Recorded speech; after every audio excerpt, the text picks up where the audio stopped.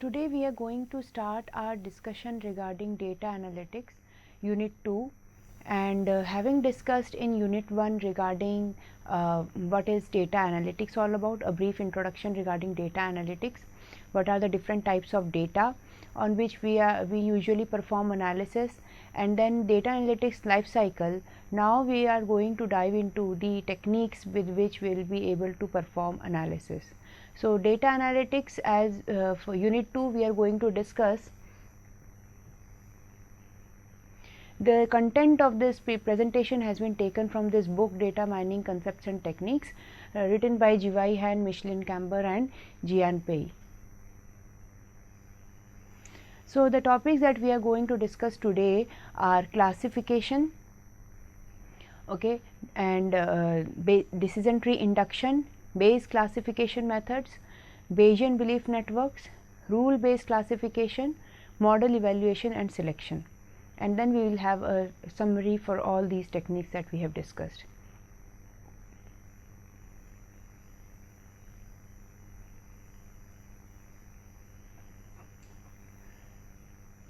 So, to start with, first we will try to go with the concepts of supervised versus unsupervised learning. Okay, supervised learning is a learning technique in which we learn from the data, means after having a training data with us, we will learn from that data and we will make our model on the basis of that data. So, in supervised learning technique, we will be having a training data set, that in the training data set we already have pre-classified tuples, and on the basis of the information that those tuples are giving us, then we will make our model on the basis of that. So, now in supervised learning there are two techniques, classification and regression. In classification we have the training data which is accompanied by labels indicating the class of the observations, and after we build our model on the basis of data, okay, on the basis of the training data, then we use our model on unseen data so that the unseen data can be classified. Okay, so this is so classification we are going to see today in length, and then we will also discuss regarding regression, which is another form of supervised learning. In regression, the task is to predict a continuous quantity. So, unlike in classification where we used to classify the unseen data into a particular class, okay, in regression we will be predicting a numerical quantity. For example, if I want to forecast the sales that might happen in the next quarter, that can be done with the help of regression techniques. So, we will be following the different regression techniques like linear regression technique, multivariate regression techniques. We will discuss those techniques in detail. And then unsupervised learning is the third type of learning which is used when we do not have training data with us. Okay, if we do not have pre-classified data with us, then we can use these unsupervised learning techniques. Clustering is an example of that, wherein we take the unlabeled data, and on the basis of the values the features are providing, on the basis of the measurements, observations which we get from the attributes of those entities, we will be performing classification on that with the help of the clustering techniques. So, unsupervised learning is a third type of technique. So, what is the difference between classification and numeric prediction? Classification, in classification techniques we predict categorical class labels which are predefined. It classifies data based on the training set and values which are nothing but the class labels in a classifying attribute, and uses it in classifying new data. What it means is that, for example, I have a training data set, weather data set, where I have the entities or tuples, entities are also called as tuples, where I have these tuples where each tuple is giving me data for a day, and on the basis of various observations for that day, the day has been classified into either rainy or sunny or cold. So now these predefined labels, if we have already that my entity or tuple should, which is a day's data, my day should be classified either as rainy or rainy or sunny or cloudy, then these are the different class labels which I have already, and now the purpose is that for unseen data I should be able to classify my new day's data. If I encounter a new day and I have the observations for that day, then I should be able to classify that day as either being rainy or sunny or cloudy. So that goes into classification, means I want to classify my entity into one of the classes and the class labels are predefined. Then when it comes to numeric prediction, in numeric prediction, which is also called as regression technique, we are trying to model continuous valued functions, that is predict unknown or missing values. So for example, I want to make a forecast that on the basis of the sales data that I have for my last 10 years, what kind of sales I will have in the next year. If such kind of analysis I want to perform, I want to forecast a continuous number, then I need to go for regression techniques. In regression techniques, we will be taking the previous data, the historical data, and I will be performing analysis on that historical data and generating some number. So we will see what are the different regression techniques that can be used to generate such prediction. Then what are the different applications for this? The different applications are like credit or loan approval. Okay, if I want to say that if I want to check a new application, loan application, and I want to check whether the loan application can be considered for loan dispersal, then I can go for one of the classification techniques. If I can go, if we go in the medical diagnosis field, then if I want to classify a tumor as either cancerous or benign, then I can go for the classification techniques. If I am going for fraud detection, if there are several credit card transactions that are going on, and on a particular server the transactions are being received, the server has to perform the analysis whether a particular credit card transaction is fraudulent or not. So if I want to identify if the transaction is fraudulent or not, and I want to classify the transactions accordingly, then I can go for the classification techniques. If I want to perform a web page categorization, that the web page is of which category, then again I can go for web page categorization. So these are the typical applications, and there are so many more applications for the classification and the regression techniques, and they are actually helping out in the different fields.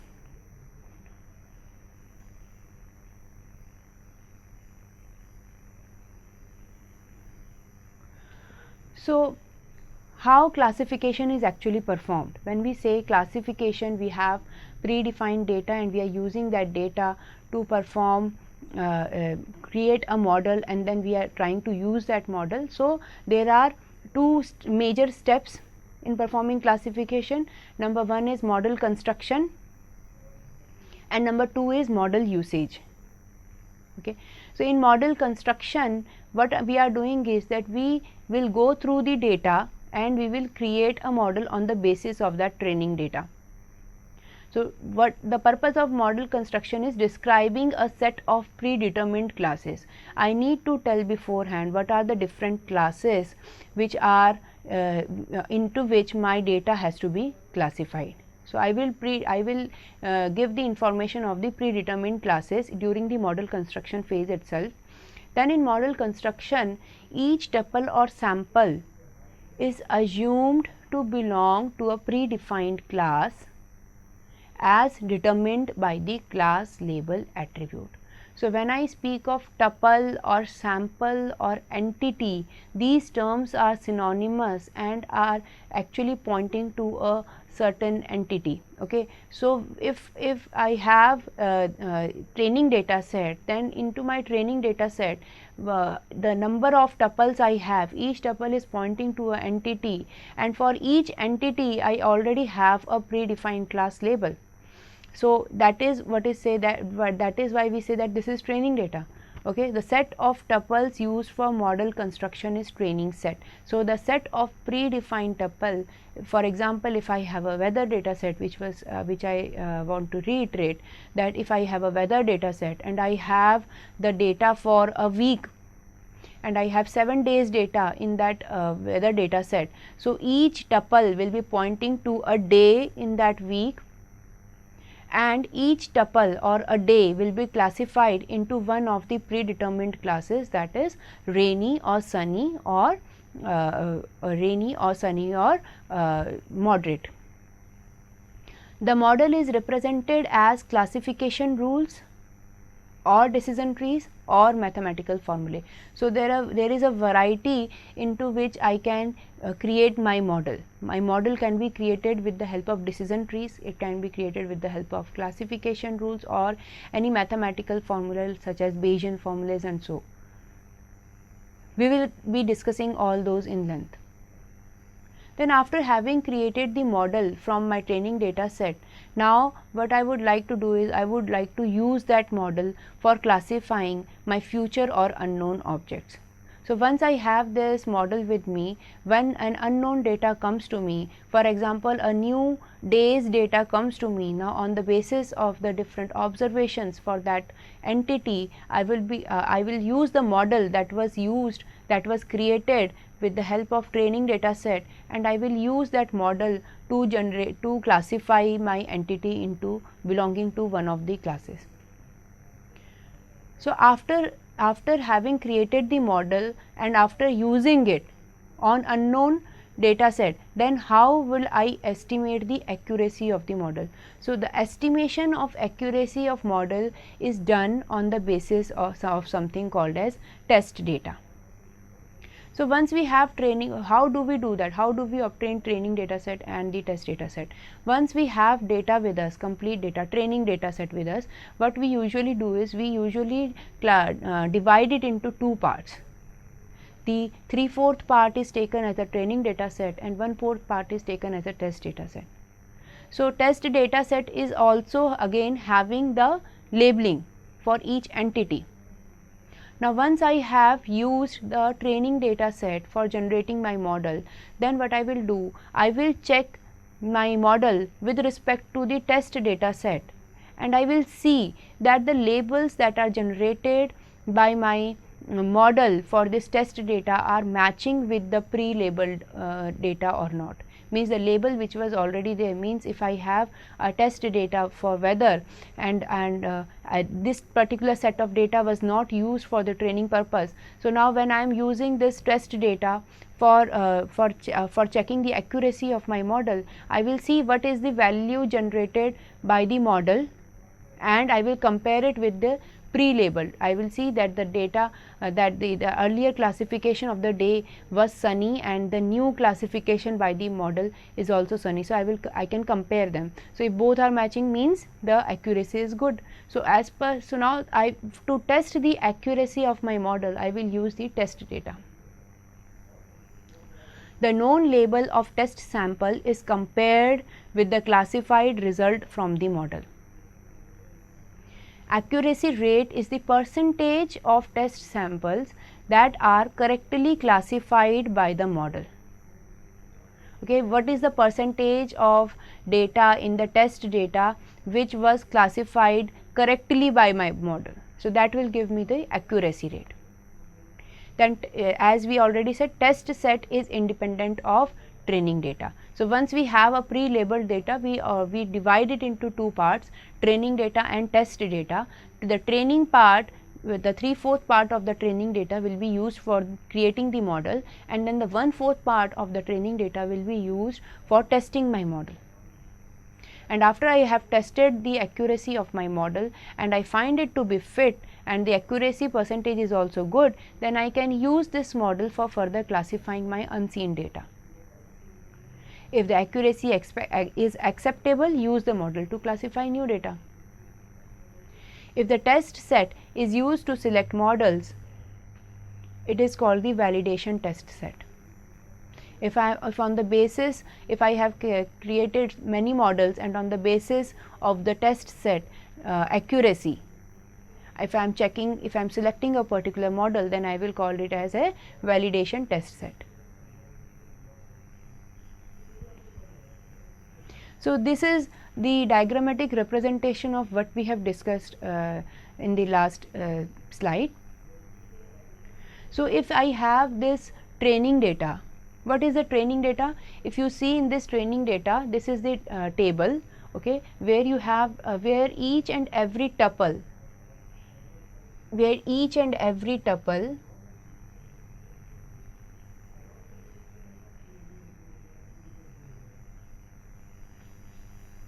this tuple is having 4 attributes: name, rank, years and tenured.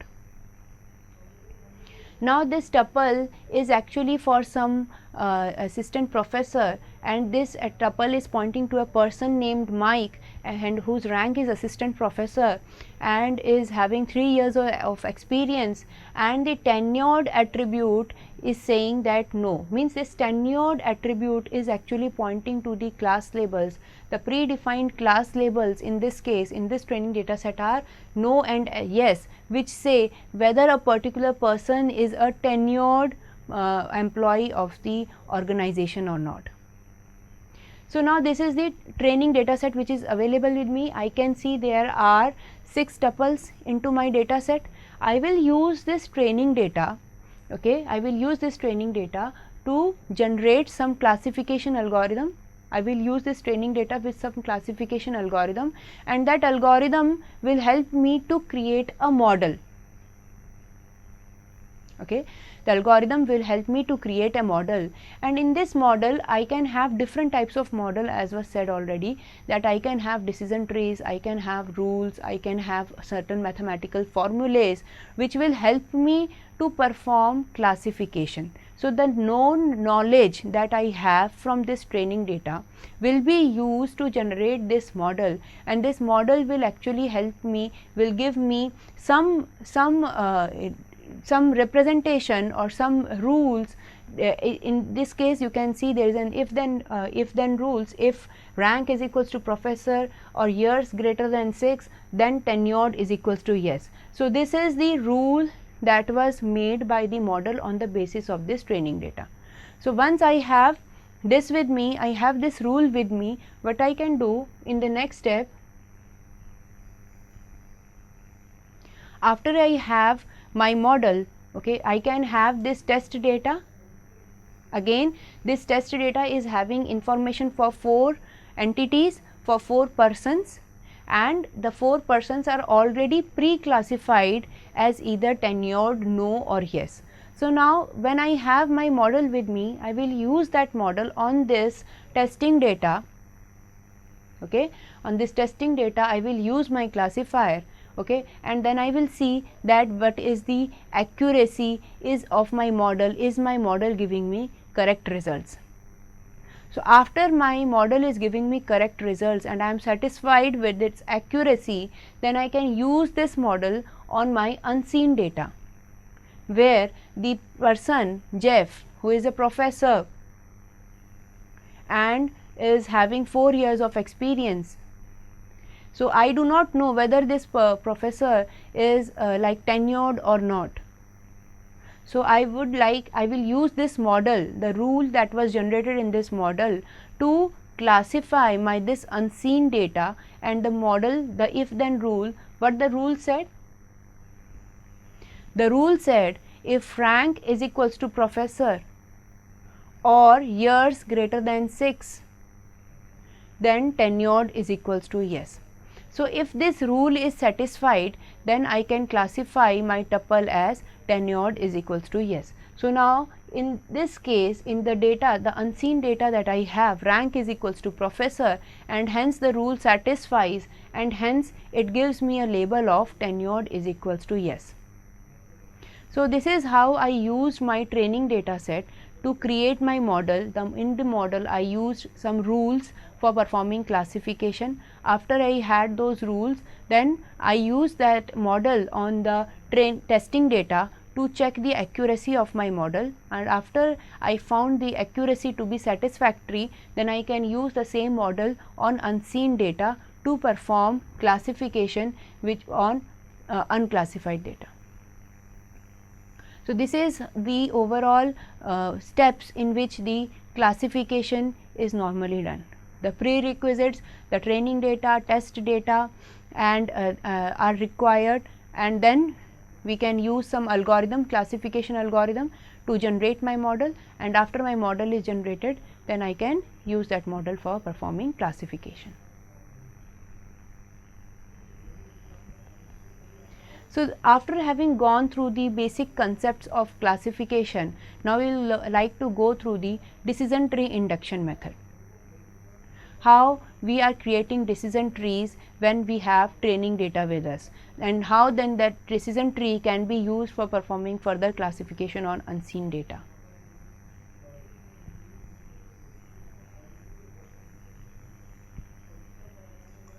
So, to see an example of decision tree induction, if you you need to pay a close attention to the training data set that is available to us.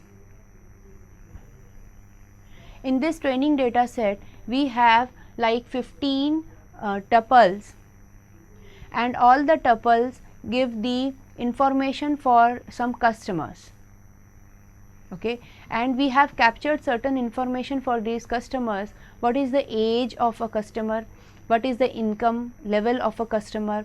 Is the customer a student? Yes or no?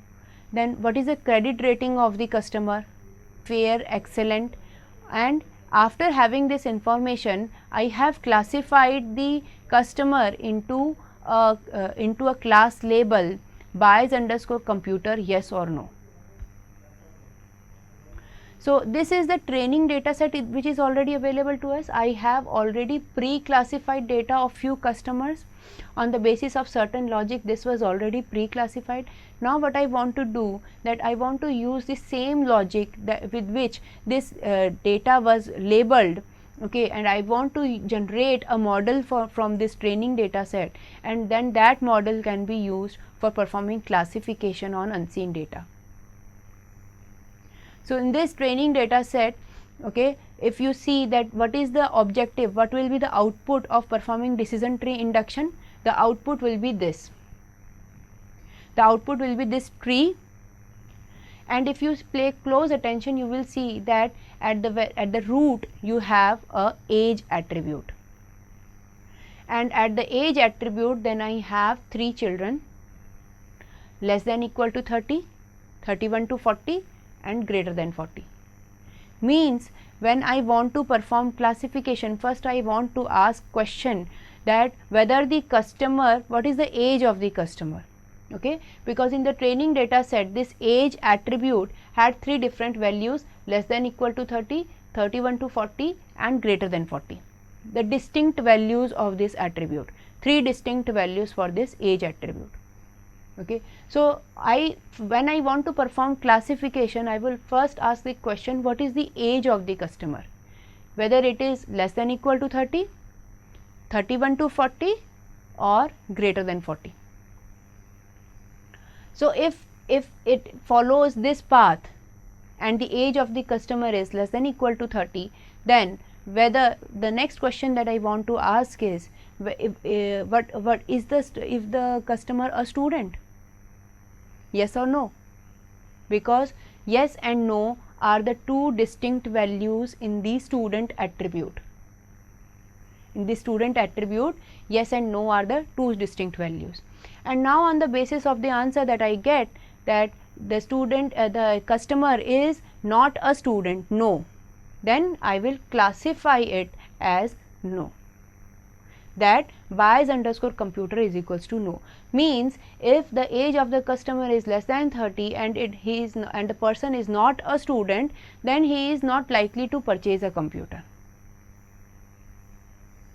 Next path, if you see from this age attribute, what is the age of the customer, 31 to 40, then then if the age of the customer is 31 to 40, then directly we can classify it as yes, if the age of the customer is 31 to 40, then then the person is very much likely to purchase a computer, Bayes_computer is equals to yes. So, the leaf nodes that you see in this tree the leaf nodes are nothing but the class labels.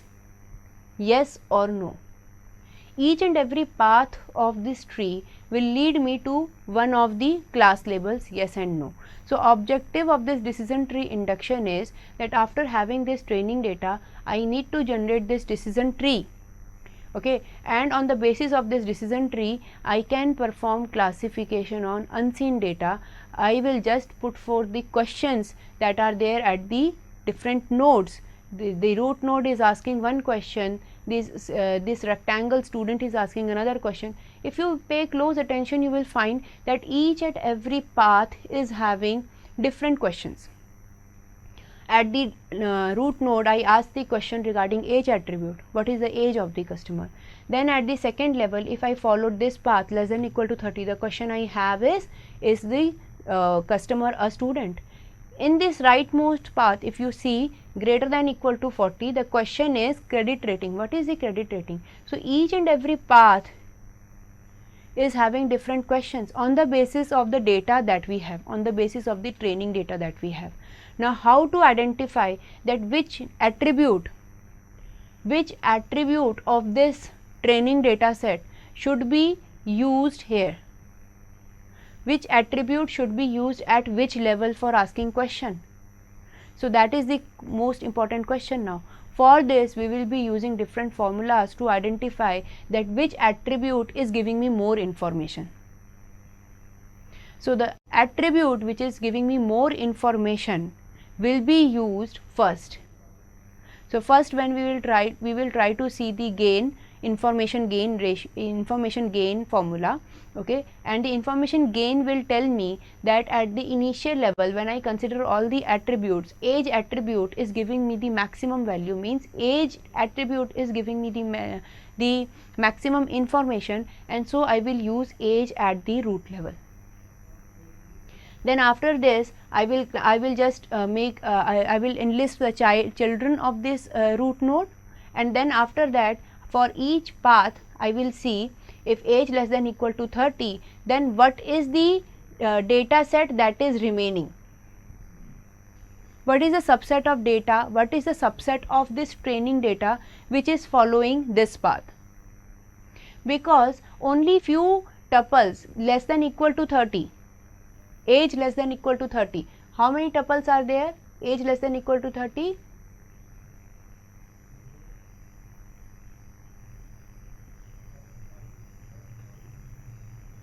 One, two, three, four, five.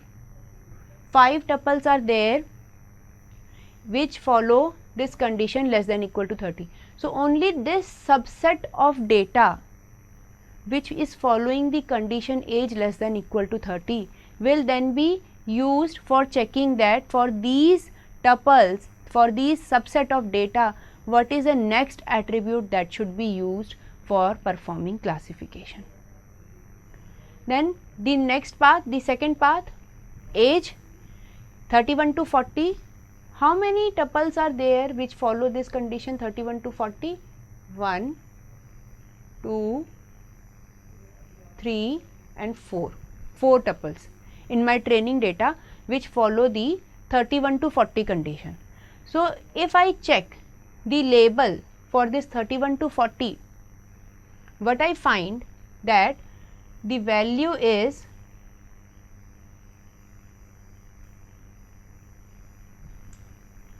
yes in all the cases. The value for the age value 31 to 40 Bayes_computer has yes in all the cases 1, 2, 3, 4. Now, since I am sure that if the age is giving me information 31 to 40, all the customers were eligible for purchasing computer and were labeled as yes, I am not required, I have reached the class label and I am not required to further check any attribute, means this is a pure class. If all the tuples for a particular range are pointing to a single class value, class label, yes, then this is a pure class and I am not required to grow this tree further.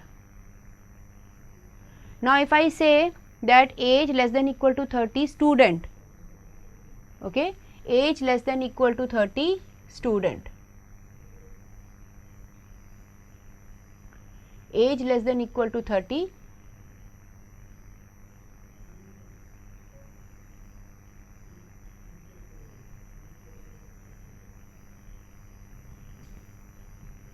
So 5 tuples are there in my training data set where age is having value less than equal to 30. If we check the bias underscore computer value, it is having mixed values no and yes. The yellow ones are the ones which are for the age less than equal to 30. So now I see that 1, 2, 3 are for no and 4 are for 3 are for no and 2 are for yes, means it's a mixed class. After getting my value age less than equal to 30, I am not still sure whether the customer can be labeled as no or yes. So because it's a mixed class, I have the tuples for both no and yes, so I have to further ask the question. That is why I checked for another attribute. So after checking student and it's no and yes, okay, again I calculated the information gain, and on the basis of gain I found that student is the best attribute which is giving me the information in this case. So for this student I made this tree for no and yes, and now I will see that after checking student no, I am getting a pure class. For student yes, I am getting a pure class. So I am going to construct this tree till the point I reach a pure class, yes or no.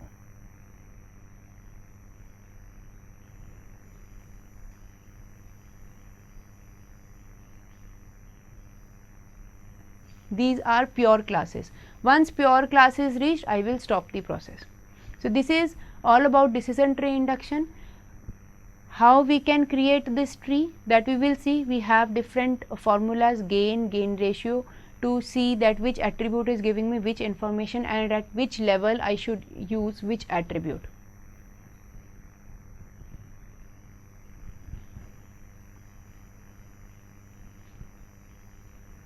So the basic algorithm for decision tree induction, the tree is constructed in a top down recursive divide and conquer manner. At start, all the training examples are at the root. Means for when I am checking the root level, that at the root level which attribute should be used for making the tree, which should be at the root node, I will be considering all the attributes. Okay. Attributes are categorical. If continuous valued, they are discretized in advance. For performing decision tree induction, this is a prerequisite. The attributes should be categorical in nature, means they have some discrete values, predefined values. Then examples are partitioned recursively based on selected attributes. Test attributes are selected on the basis of a heuristic or statistical measure. Example, information gain. Now which attribute has to be selected at which level? So we will be calculating information gain for all the attributes, and the value at the information gain value, which is maximum for any attribute, will be selected for that particular level. Conditions for stopping partitioning. When I should stop generating this tree further? All samples for a given node belong to the same class, which is also called as pure class. So once I have seen that age less than equal to 31 to 40, the tuples which are there for the age 31 to 40, all the tuples had the label yes, then I am it's a pure class. I can for sure say that if the age is in between 31 to 40, I am not required to check other attribute, and I can then and there say that the bias underscore computer will have a yes value. So I will have to stop this process when I reach a pure class. There are no remaining attributes for further partitioning if I have already consumed all the attributes, okay, and there are no samples left. So these are the three steps in which the three conditions on the basis of which the tree generation has to be stopped.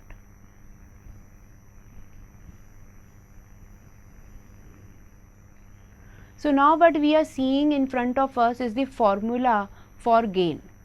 When we were saying that we are going to use gain as a measure to see if an attribute is useful or giving me sufficient information, so we are required to calculate this. What is this? This first expected information or info d is given by info d is equals to minus summation I is equals to 1 to m pi log to pi. Okay. What is pi? Pi is the probability that an arbitrary tuple in D belongs to class Ci, okay, estimated by CID upon mod D. We are going to solve this numerical. So, this is the first formula, expected information info D.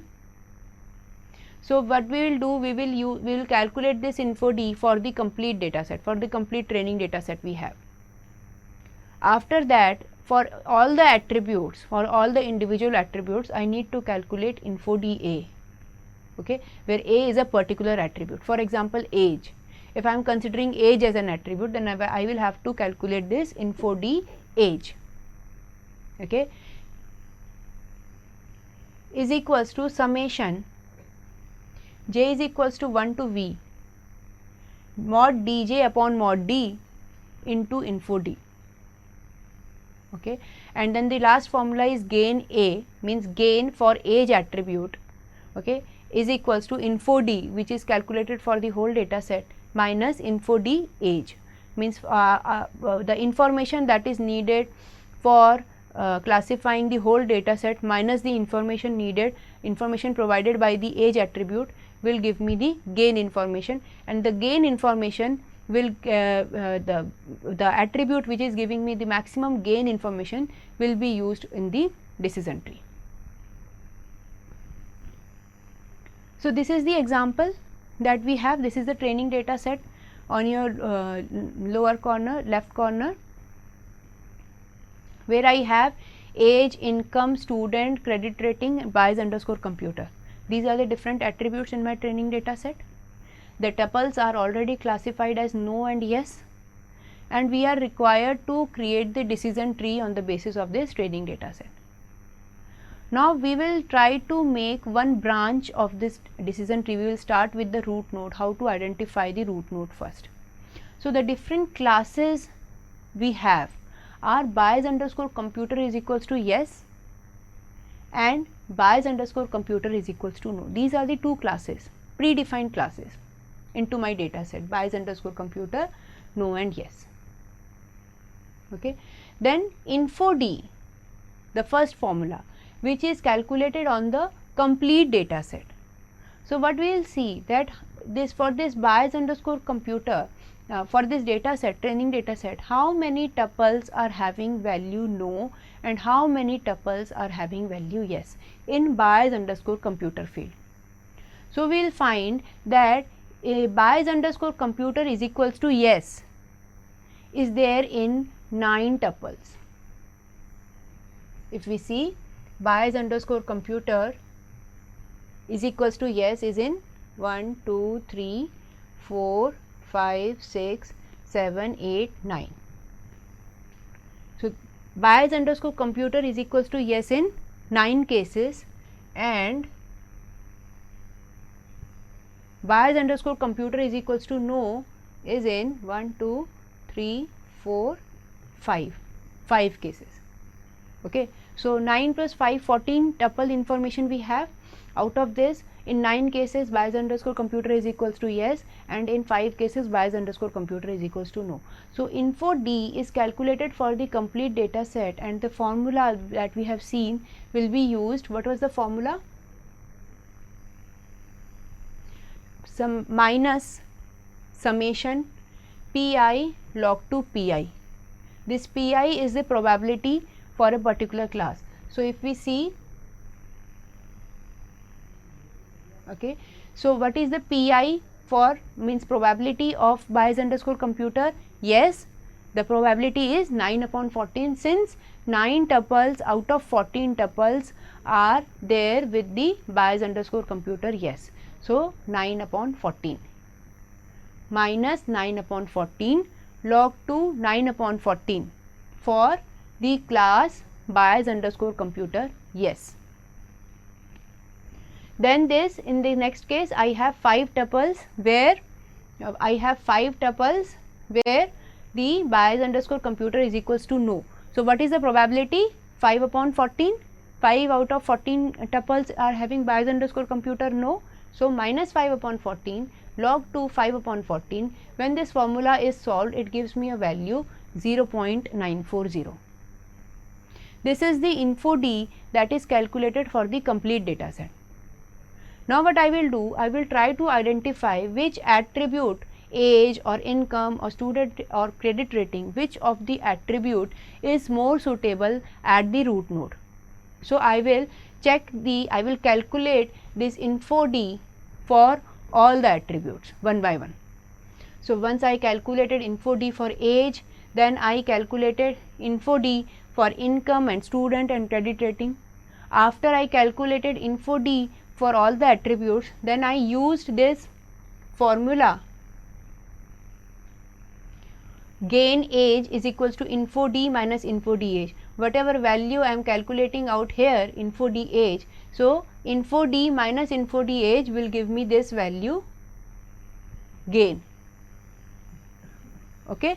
So, once I have calculated gain for all the attributes, then I will see that which attribute is giving me the maximum gain. So, the maximum gain is, if we compare for all these values, I will find the maximum gain is given by age attribute, and hence age attribute will be selected at the root node. Now, how to calculate info D age?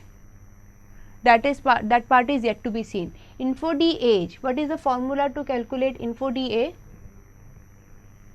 This is the formula for calculating info D A.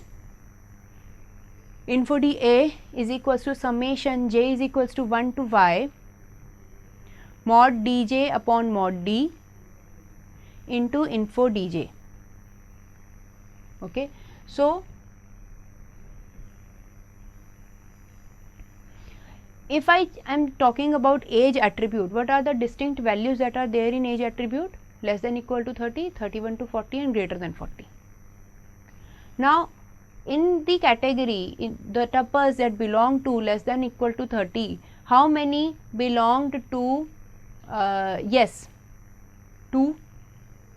Out of this tuples, 5 tuples less than equal to 32 belong to bias underscore computer yes, and 3 belong to bias underscore computer no.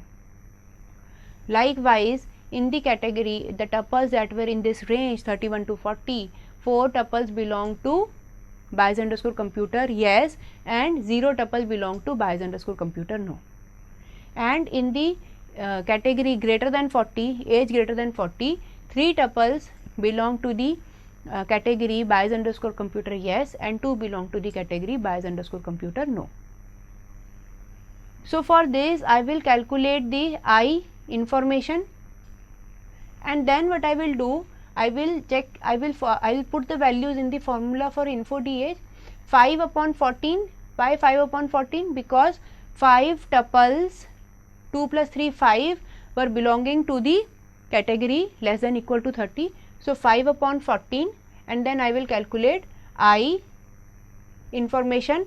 For this 2 belong to category yes, 3 belong to category no. So, I will put the values in this formula, okay, and I will put the other values also, and this will give me value 0.694. So, after having calculated info D age 0 is equals to 0.694, I will use this 0.694 in the gain formula. Gain age is equals to info D minus info D age, okay, what value I have got over here, and then I will calculate this gain. So, likewise I will calculate the gain for all the attributes, and this will tell me that which attribute is giving me the maximum information. Okay. So, this is how gain measure is used for checking that which attribute should be there in the which attribute should be used for making the decision tree. Okay. So, information, after using information gain, we found that information gain measure is biased towards attributes with a large number of values. If an attribute is having a large number of values, it is very much likely that the information gained will choose that attribute as the node which is giving me more information. So, to overcome that biasness, a new formula was introduced called as gain ratio. Gain ratio, okay. And in gain ratio, for calculating this gain ratio on an attribute, I used that gain which was the normal gain, and I divided it with some split info. And the formula for split info is this: split info dA, means split info for a particular attribute, is equals to minus summation j is equals to 1 to v mod dj upon mod d into log 2 mod dj upon mod d. So, for example, if I want to calculate the split info for the income attribute, okay, so after putting the values in this formula, the total number of tuples into my data set was 14. Okay. So, income, what are the different values there in income? High, medium and low. These were the different values in income, high, medium and low. So, how many belong to high? High were 4 tuples. Okay.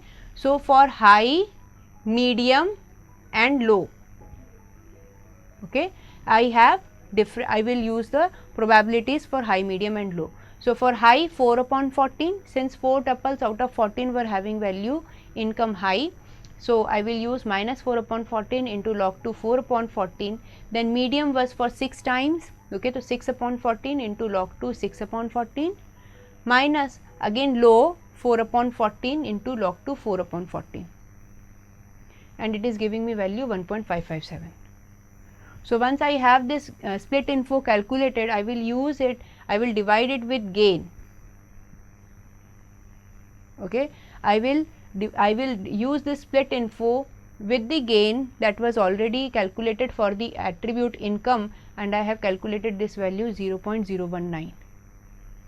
So, the attribute with the maximum gain ratio is selected as the splitting attribute. So, the biasness that was there in the gain information gain formula, that was removed in the gain ratio with the help of this split info. The split info was used to remove the biasness, and this actually helped us to create a decision tree. So, these are the different attribute selection measures, gain and gain ratio, that we have discussed, which are used for creating decision tree. So, this is decision tree induction that we have discussed. So, how do we compare different attribute selection measures?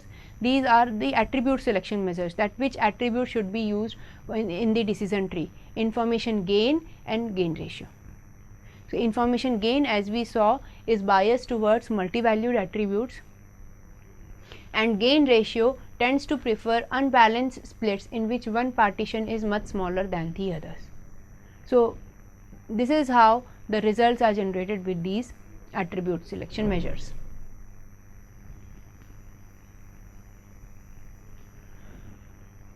So, why is decision tree induction so popular? Because it is relatively faster learning speed than other classification methods, convertible to simple and easy to understand classification rules. Once I have my decision tree, I can generate rules from that tree, and then those rules can be used directly for performing classification. I can use SQL queries for accessing databases. Okay. So, decision tree induction is a very popular technique, and it actually helps us to classify the data set.